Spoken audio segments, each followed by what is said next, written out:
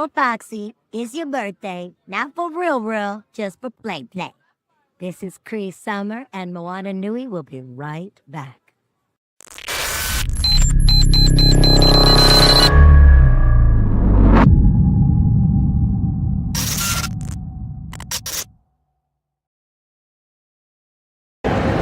Hey fanboys, hey fangirls, Carnell, Holley here, and we're back yet again at ATL Comic-Con 2025, and I'm with Mr. Dan Farr. Hey, thank you for having me. Oh, appreciate you.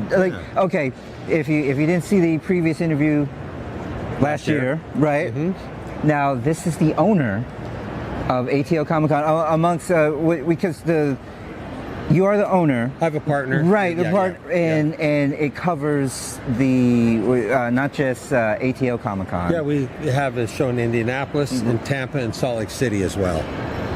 So we're here in Atlanta, and I'm teamed up with my buddy Dana Morgan from Moana Nui podcast. Now we're tag teaming, and I'm just like I'm noticing some differences, and I just had to get your take on what's new, what to expect.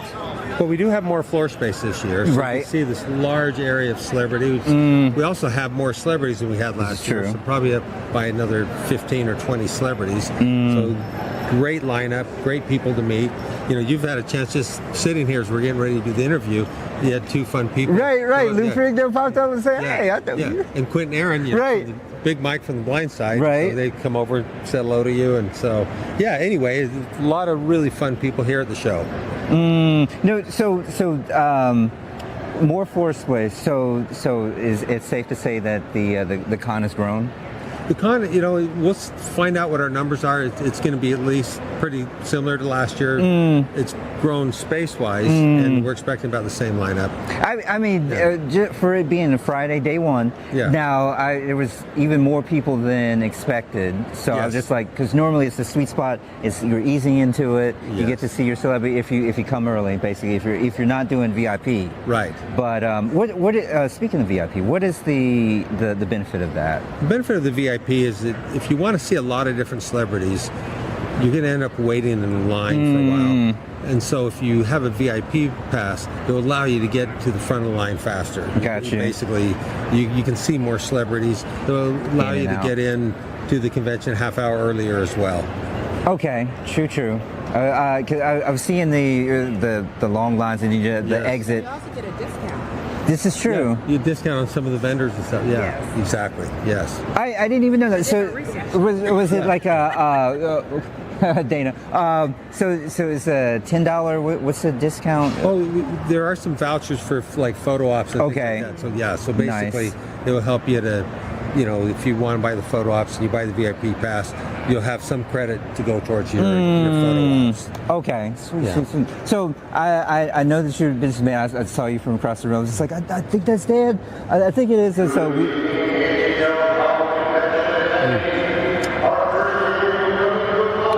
still got 20 minutes. Yeah, 20. I was like, I know, because it's close towards the end. Right. You can hear that, It's been busy, so we finally got a chance to link back up, so I appreciate that. Now, as far as I know you're a busy man doing your thing. Now, for as you being a fan, what are you normally your fandom? You know what? Honestly, what I'm a fan of the fans. Okay. I love to see when a fan meets a celebrity or an author or an artist or somebody that they've been looking forward to meeting, and somebody that's created a property that has helped influence somebody's life, and so I vicariously live this thrill when I see people meet these celebrities, and I love that. So I'm a fan of the fans, and also I love to see the creativity around the event when you walk around and you see the amazing costumes that people have created, or just see the energy that's created among the fans. I love that. So that's my most favorite thing. You would have been feeling us early today because we got a chance to interview Miss Allison Seeley Smith and get in the field. So I was just like, oh man, this is nice. I appreciate that. Yeah. You're the man behind all this. Yeah. So now, just inside baseball, basically, like for people that want to, I guess, start a convention, how would you instruct them how they would go about that? Well, a lot of people do it different ways. I would say, the big thing is attend a lot of conventions. That's what I did. I actually attended a lot of conventions to see what worked, talked to a lot of people, did a lot of interviewing. I wanted to find out what were really the best elements of the conventions. And, that helped when we started our first show in 2013 in Salt Lake. And also, you really, the key is to get the word out. You need to market really hard. Right. Convention. You've got to let a lot of people know about what's going on. Oh, especially when I found out that there was a promo code. I found it from another channel. Yeah. I inquired about it, and I got one. I was like, oh yeah, online, Carnell, all caps. Yes.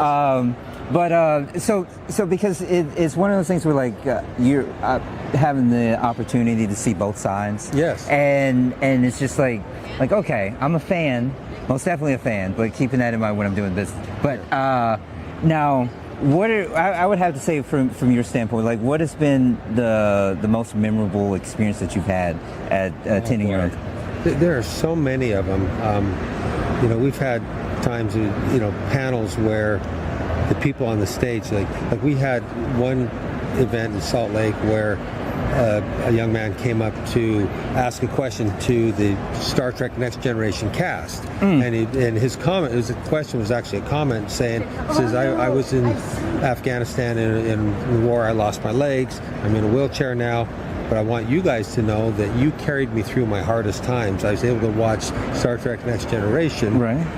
And when I was in pain in the middle of the night and I couldn't sleep, I was able to watch TNG, and you changed my life. And then you see on stage, those actors, most of them were in tears. Even Shatner, he was in that panel, even though he wasn't TNG. He was the captain that sat up there because we didn't have Jean-Luc, we didn't have Patrick Stewart there. So Shatner was actually there to do that panel with him. And Shatner, as he started talking, he actually was choked up. It was somebody that you would think would be kind of a hardened, right. professional in front of the camera or in front of an audience, but he actually got pulled into that moment, and tears in the eyes of the cast. They all got up off stage and went down and hugged this young man, and so that was a powerful moment. But I've seen a moment, many Make-A-Wish moments when there's some kids that get a chance to meet a celebrity they want to meet. That brings tears to your eyes. So powerful. But there really is. Every show we have, there's magic moments that happen. I like that. Dana had again one of those moments, because she's off camera, but with the voice of Storm herself. Now, I feel you on that. The emotions, as far as the celebrities. Now, if there's a particular one, how would fans be able to possibly can we get this one here at this convention?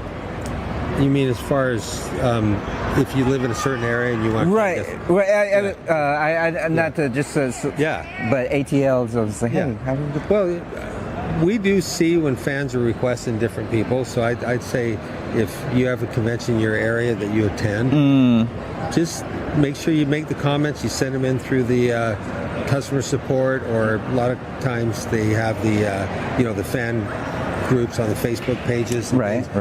Make the comments there of who you'd like to see. I know we see them, and to me it's a matter of repetition. If I see something enough, then I realize that, hey, there's a lot of people that are interested in this person or another person. Okay. Yeah.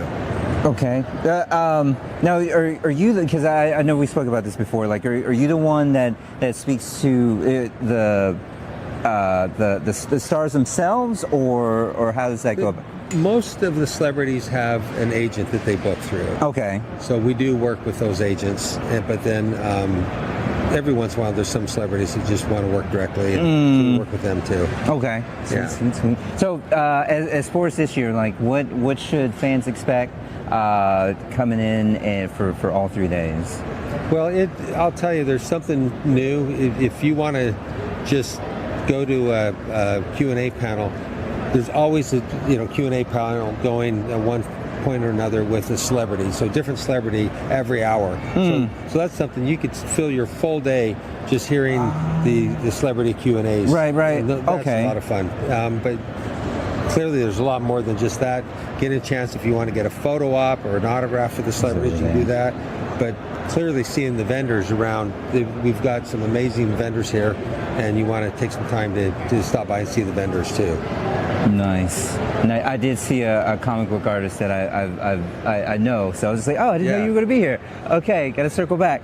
But I love it because this convention, because it's one of those situations where it's just like I've been to other cons and I've seen the stars, but so many in one place. It's just like, okay, that's definitely the big draw. Yeah. I appreciate your time. Now, what are your plans for this weekend? Just what I love to get, just kind of make my way around and see people and just kind of live vicariously through the fans, like I said. Yeah, a lot of fun. Nice. Yeah. All right, well, I appreciate your time. You heard it here. I'm Carnell Holley, and this is Dan Farr. Thank you. Appreciate you. Okay, appreciate you.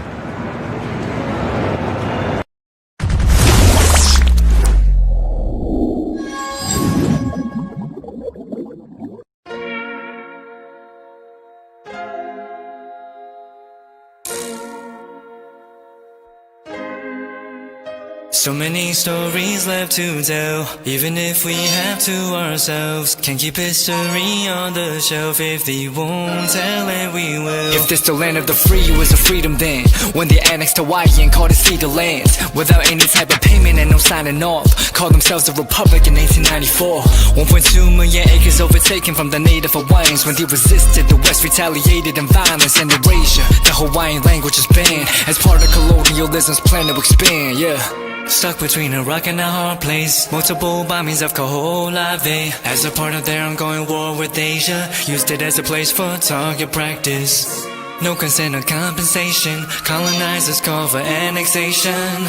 The work out for all the locals. School will never let you know. So many stories left to tell, even if we have to ourselves. Can keep history on the shelf. If he won't tell it, we will. Too many stories left to tell, even if we have to ourselves. Can keep history on the shelf. If he won't tell it, we will. We will. So if you put Hawaii into perspective, well, Black and Asian history is interconnected. Considering the fight with the Pacific, then of course, versus Asia, they was treated as a middleman for war, but didn't let the Western colorism run its course, cause dark skin was a sign of dignity to core. The land was taken in the name of capitalism, when prior to it was an actual kingdom. Clap back at the system. Stuck between a rock and a hard place. Multiple bombings of Holley as a part of their ongoing war with Asia. Used it as a place for target practice. No consent or compensation. Colonizers call for annexation. The work out for all the locals. School will never let you know. So many stories left to tell, even if we have to ourselves. Can keep history on the shelf. If he won't tell it, we will. Too many stories left to tell, even if we have to ourselves. Can keep history on the shelf. If he won't tell it, we will. So many stories left to tell, even if we have to ourselves. Can keep history on the shelf. If he won't tell it, we will. Too many stories left to tell, even if we have to ourselves. Can keep history on the shelf. If he won't tell it, we will. We will.